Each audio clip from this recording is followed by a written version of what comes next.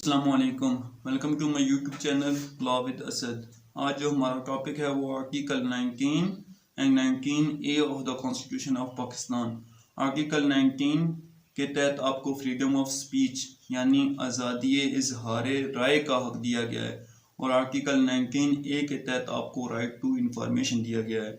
आइए इन दोनों आर्टिकल्स की बेरक लैंग्वेज को देखते हैं और इनको समझने की कोशिश करते हैं। Article 19 freedom of speech etc. Every citizen shall have the right to freedom of speech and expression and there shall be freedom of press. हर शहरी को जो है वो आज़ादी इजहार राय का हक हासिल है।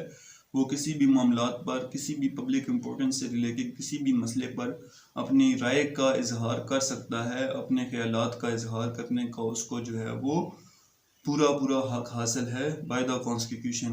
And there shall be freedom of press यानी जो सहाफत है वो भी उसको भी क्या है फ्रीडम हासिल है, वो भी आज़ाद है।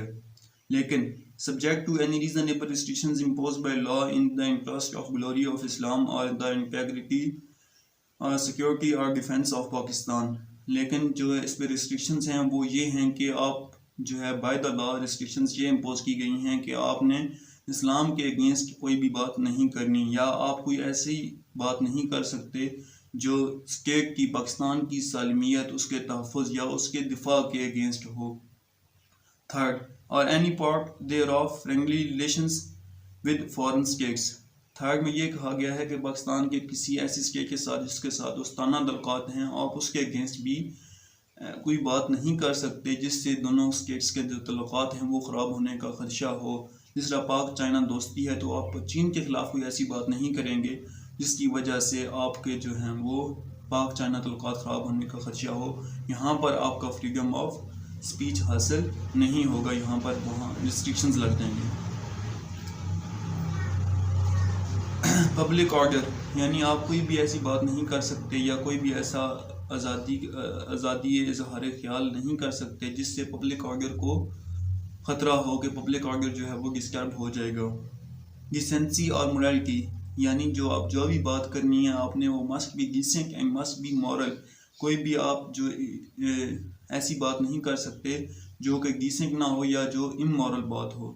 यानी आज़ादी इजहार ख्याल में आपने डिसेंसी और मोरालिटी का ख्याल रखना है।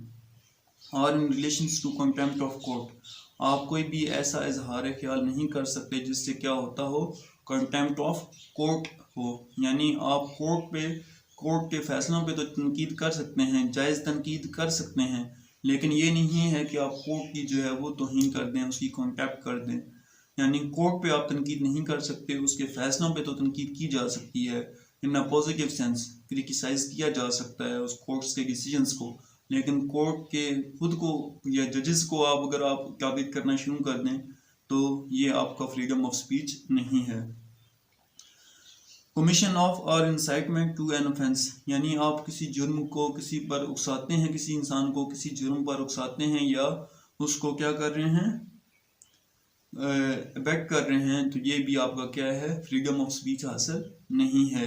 ये कुछ रिस्ट्रिक्शंस थी जो आर्टिकल 19 के तहत आपको फ्रीडम ऑफ स्पीच पर लगाई गई हैं। यानी फ्रीडम ऑफ स्पीच तो है लेकिन इन रिस्ट्रिक्शंस को मद्देनज़र रखते हुए आपने इन रिस्ट्रिक्शंस को मद्देनज़र रखकर अपना जो right of freedom of speech है उसको इस्तेमाल करना है और उसको यूज़ करना है। आर्टिकल 19A जो है वो आपका 18th अमेंडमेंट यानी 18वीं तरमीम जो हुई थी आइन में, उसके तहत कॉन्स्टिट्यूशन में ऐड किया गया और ये राइट टू इंफॉर्मेशन से डील करता है। यानी हर शहरी का बुनियादी हक है कि उसे मालूमात हासिल हों। किसी भी पब्लिक इम्पोर्टेंस से रिलेटेड कोई भी मसला है तो उसको जो मालूमात हासिल करने का हक है वो आर्टिकल 19A इंश्योर कर रहा है। Every citizen shall have the right to have access to information in all matters of public importance.